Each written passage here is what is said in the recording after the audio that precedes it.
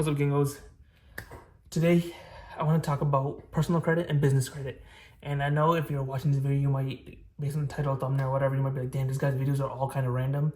Look, all my videos will be placed under the idea of self-improvement. And not only am I on self-improvement myself, but so I'm also learning as well as you guys are learning. And me making the videos helps me better understand the topic and remember it for future purposes, and force me to learn more about it so I can further talk about it or whatever.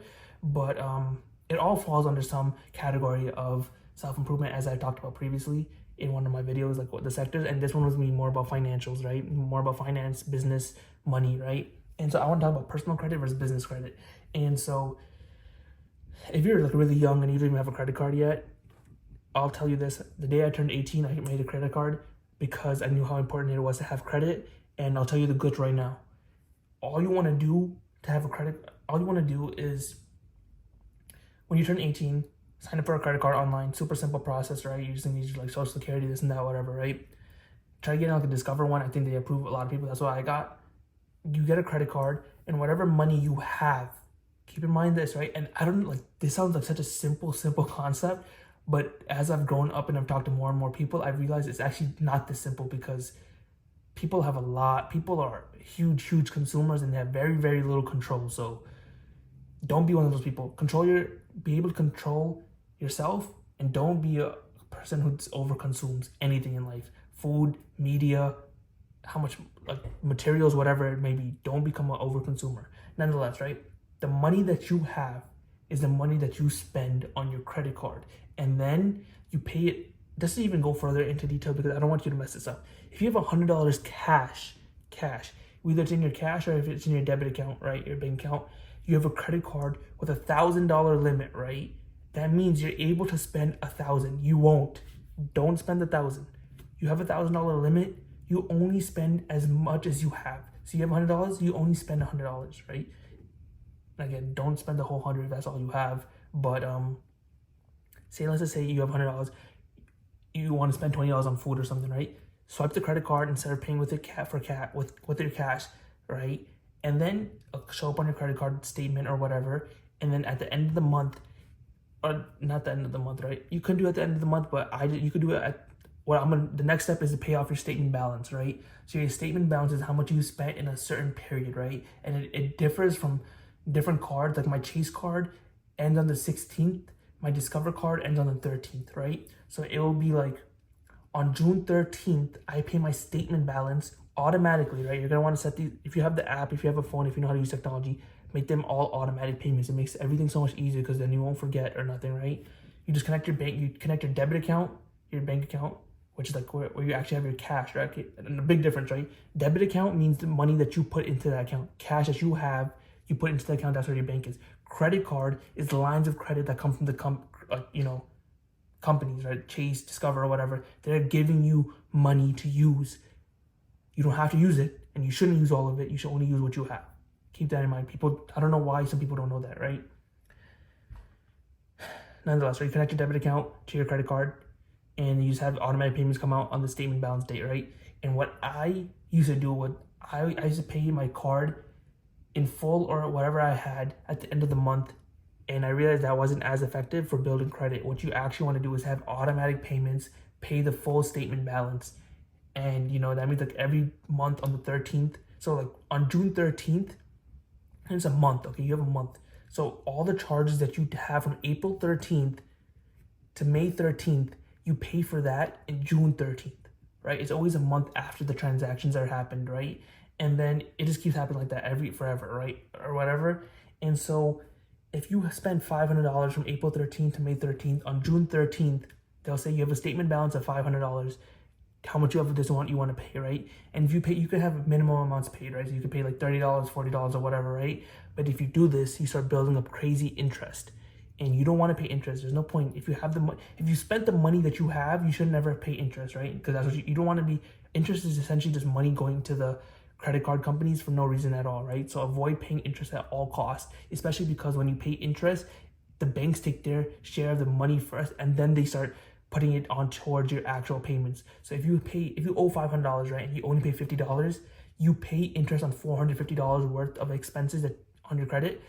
and say it's 10% or whatever, and you pay $5, the card takes the company, and then you pay $50, right? The credit card company takes $5, and then they put $45 towards your expenses. So you always pay interest first, which is just horrid, right? Just don't pay for interest, right? And the only way to do this is spend money that you already have.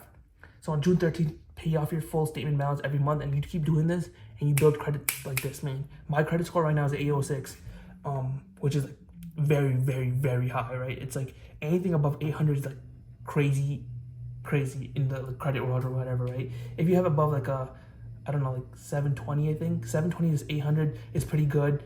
Anything above 800 is excellent. Anything below 720, I don't think is that good. And I know anything below like 500, even 600 maybe, is like horrible. Like you won't get good loans. You have high interest rates. You won't be able to get. Essentially, what the whole point of credit is just like being able to borrow and like how trustable you are, right? So when you want a car loan, when you want a house loan, when you want just a business loan, education loan, whatever it may be, they look at your credit score and they say, okay, you know what, this guy always pays off. If you have a high credit score, that means you always pay off how much money you spent. But if you have a low credit score, that means you did some fuck shit, like you went bankrupt, you didn't pay your payments, you defaulted on your payments or whatever, right? Like all these things essentially just mean you didn't make your payments on time, right? And so if they see this, they go, oh yeah, we don't want to give him this guy a loan, especially a big one, because most likely he will not pay it back. So if you ever want to buy a house, if you ever want to buy a car, very important things you need to buy eventually, you want high credit, because not only do you want to be approved for the loan, but you want to be able to buy these things. And third, you don't want, if the lower your credit score is, you still will be able to get loans just from like very small parties rather than like Chase and Discover. You'll have to go to like some like third-party loans like Navy Federal Credit Union or something like some bullshit like that, and they're gonna give you a smaller loan because they don't have as much money as these bigger companies. That's one, and second, they're gonna give you very high interest rates because they need to make money, given the idea that you might not pay it back in time, right? All this little bullshit. It's like you could avoid all this just by having good credit, which is so easy. Just spend what you have, pay in full statement balances automatically every month after the month of your charge. Like you literally have a month to make that money, right? Or whatever. And I shouldn't even have that much into personal credit, but personal credit will allow you to get house loans, car loans, and this and that, right? And as of recently, I've learned how important it is to have a business loan, right? And when the guy was explaining everything, it made sense. I'm trying to get the notes here, but it's essentially the same exact thing, but instead of you having like a personal charge, like, on your credit card or whatever, now you're doing like business stuff. And you're like, first of all, if you don't know, you need to have a business, right? Because a business gives you so much leverage in life that, where is it? A business gives you so much leverage in life that you really need to have one, right? Like you can start making as much money as you want, you can work as much as you want, you can build your own dreams and have your own impact in the world rather than building someone else's dreams and working for someone else, right? And to build a business, when you build your own business, what I've realized recently is like when you think about, build a business, it's not like, no one's telling you to build some big conglomerate business or nothing like that. You just want something. If you make $2,000 a month and your monthly expenses are like $1,000, all you really need to do is just have a business that makes you $1,000 a month, $1,500 a month or whatever, right? And as long as your business takes care of your expenses, you're good. No, and that can happen with 1 client, 2 clients, 3 clients, or whatever, right? Based on whatever industry you're in and how much you can charge. But if you can just figure out a way to essentially have your own schedule, be your own boss, build your own dreams, don't think, like, I feel like for a very long time I thought business has to be the biggest thing ever. I need to have so much of the biggest clients, I need to have this and that. It's like, no. You should think very, very small at first, right? Think, how can I replace my income? What skills and value can I provide to someone where they will give me money for it, right? That's all you need to do, right?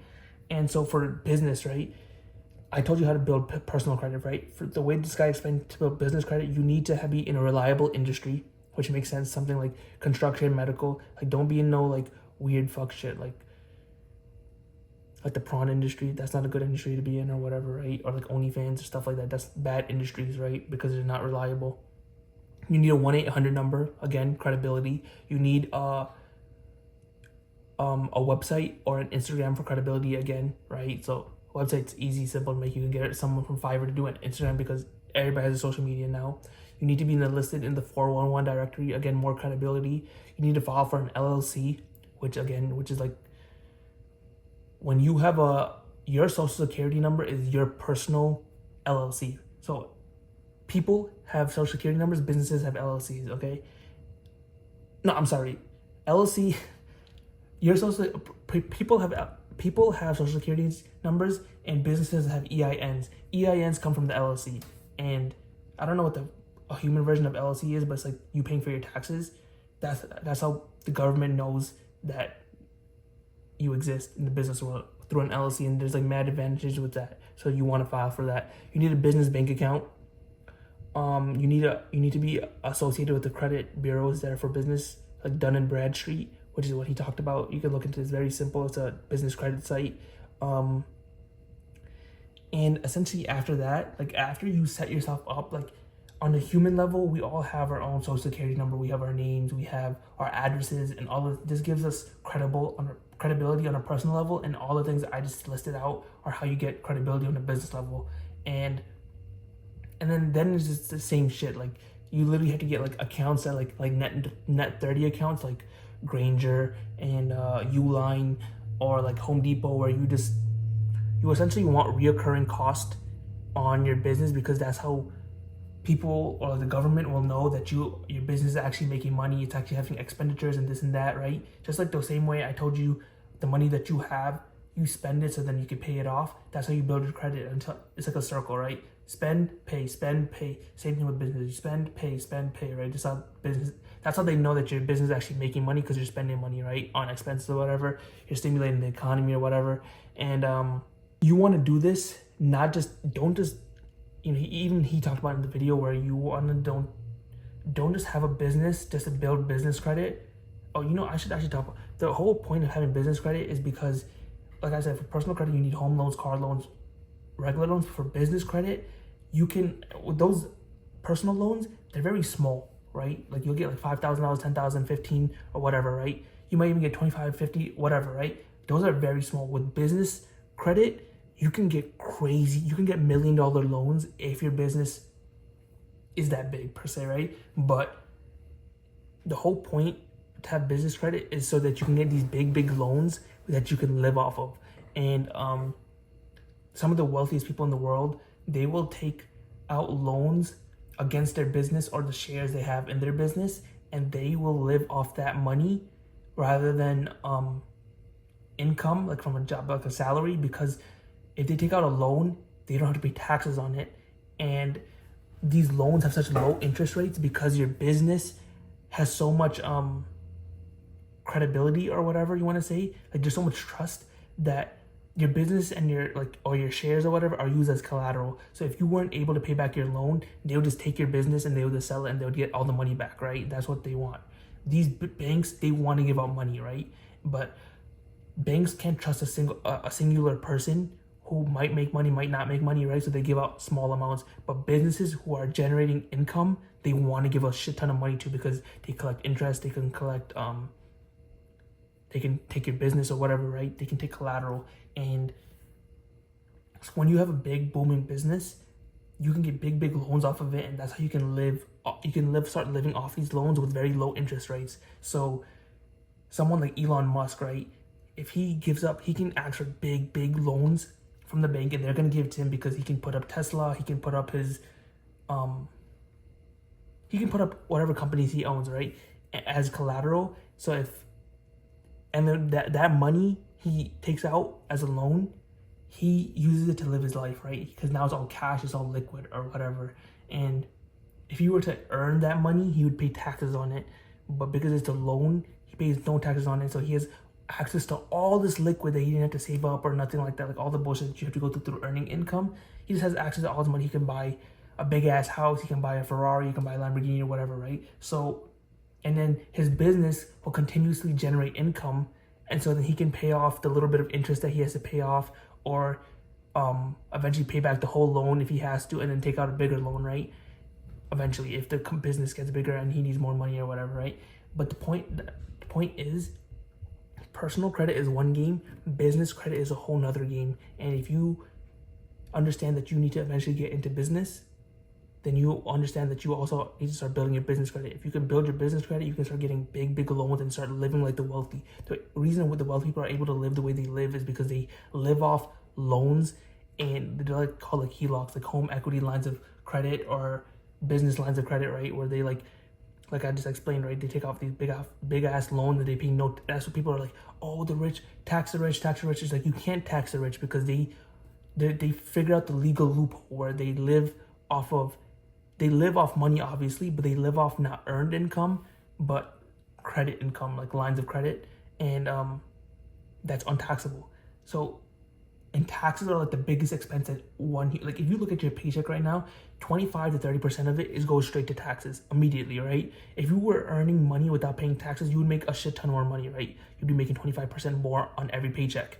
And so if these people figured out how to avoid paying taxes, so now they have a lot more money, and on top of the fact that they have access to huge amounts of liquid. Once you have this much liquid, when it's at such a big scale, you can print money. Like say I have $1,000 and I buy stock of Apple. Let's just say Apple's $100, right? And Apple moves $1. With my $1,000 invested into it, I can make $10, right? Because if I buy 10 shares at $100, it moves up $1. I make $10 once I sell it at 101, right? But these people, if they take out loans of $500,000, $1 million, and they buy Apple and it moves it even $1, they make, if they buy like, the math, again, like I'm not gonna do all the math right now, but it'd be like $100,000, $1 million, whatever it may be, right? 10,000, 100,000, which is enough to, like, once it gets to a point where you're making crazy amounts of money per transaction, then you're just like, then you're good, because like making $10 won't really change anything, but making $10,000 or $100,000 per transaction could literally buy you a car or a house or whatever the case may be. And it's like, you want to get to the point where you have so much liquid or access to such huge amounts of capital, because then you're able to make big purchases. And then, the more money you have, the more money you can make. Like, the bigger the expense, the bigger the return. And so it's like, imagine these guys that are just taking out loans against their house or whatever, and taking loans against their business, and then they buy real estate. And they keep doing this over and over and over again until they have like 5 or 10 properties that are paying them rental income. And now the rental income is giving them $20,000 a month or whatever. Now it's livable. Like, they can live off the $20,000, and they don't even have to, they can sell their business, they can get rid of the loan. It doesn't matter, right? But the point is, you want access to huge amounts of capital. And to do this, you need to have business credit. And to have business credit, you need to have a good business. And I just told you how to build the business credit, right? You want to have transactions, you want to have recurring expenses, you want to actually have the business make money. Because if you don't have the business make money, then when the banks look into it, they'll be like, no, your business doesn't generate income, this and that. And there's tons of ways to actually make your business make money, right? Just actually have a good business. Like, don't just, like, that was what I was going into earlier. Like, don't just create a business just to build business credit, just to get a business loan. Actually have a business that actually generates income, where you have expenses, you have revenue, you have profit margins, you have all of this, right? Because it'll make the whole process that much easier. Because even if you get these big business loans, how are you going to pay back the interest loans, or how are you going to pay it back if, like, they say, oh, your business is going down, we need the loan back or whatever, right? You need to actually have a business, and like, you just need the income or whatever, right? Just to pay off the little bit of interest, or pay off the principal payments of one day. I think it's at the end of every month for these people who, typically I've heard that they pay off the interest or the principal at the end of every month, or it can be stacked. And then they take out another loan, and then they pay back the initial principal, and then they just keep running it back over and over and over again. And again, they don't pay taxes on any of this. Point is, you learned about personal credit. You know how to get good personal credit. That's easy. Now the big one is business credit. So you can get bigger loans, access to more money, and just to do is actually have a good, proper business. You can have income, and then you can eventually start living like the wealthy, where they don't pay taxes, and they have access to a huge amount of capital, and they can make a lot of money per singular transaction, rather than just like very little bits of money. They take, eventually when you have that much money, you take small risk with the big amounts of money, but in the beginning you have to take big risk with the small amounts of money, right? Because that's how it eventually equates. nonetheless. If you can understand what I'm talking about, look more into it.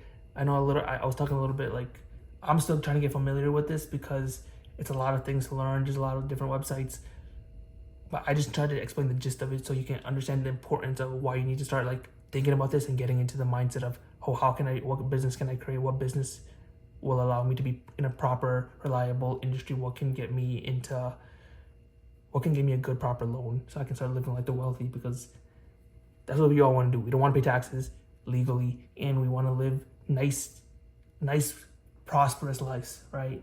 So figure out what business you want, figure out the steps for credit, look more into this whole process.